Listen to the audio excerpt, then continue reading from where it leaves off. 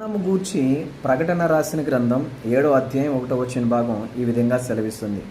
సుగంధ తైలం కంటే మంచి పేరు మేలు, ఒకని జన్మదినము కంటే మరణమే మేలు. ఈరోజు మనం అనుకుంటున్నాం కదా, జన్మించిన వాడు మరణించక తప్పదు. ఆడికి దేవుడు ఎంత ఆయుష్ ఇచ్చాడో అంతకాలము జీవిస్తాడు. ఆ జీవిత కాలంలో కష్టాలు ఉంటాయి, సుఖాలు ఉంటాయి, దుఃఖాలు, కన్నీరు, వేదన అన్నీ ఉంటాయి. అన్నీ అనుభవించాలి. మనం అన్నీ అనుభవించిన తర్వాత మనం ఈ లోకాన్ని విడిచి ఏదో ఒక రకంగా తిరిగి మనం మట్టిలో కలిసిపోవలసిన వారమే.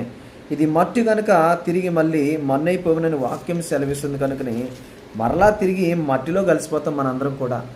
అలాంటిది ఈరోజు మనిషిని ఏదో ఒక రకంగా దేవుడు పిలుచుకుంటాడైనా ఒక సుగంధ ద్రవ్యం కంటే మంచి పేరు మేలంటున్నాడు.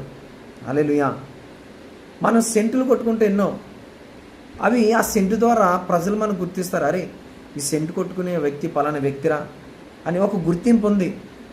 అలాగే ఒక జన్మదినము కంటే మరణము మేలు అన్నాడు దేవుడు. ఈ లోకంలో మనం వచ్చింది ఎందుకు?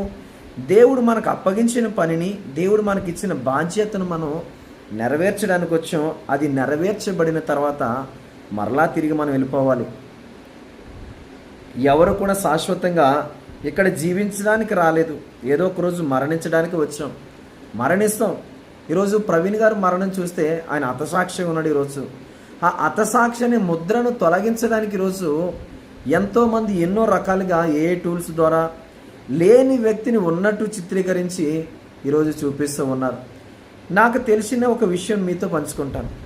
ఎవరైనా ఒకసారి బండితో పడిపోయారు అనుకో, మరలా ప్రయాణం చేయడానికి సాహసం చేస్తారా?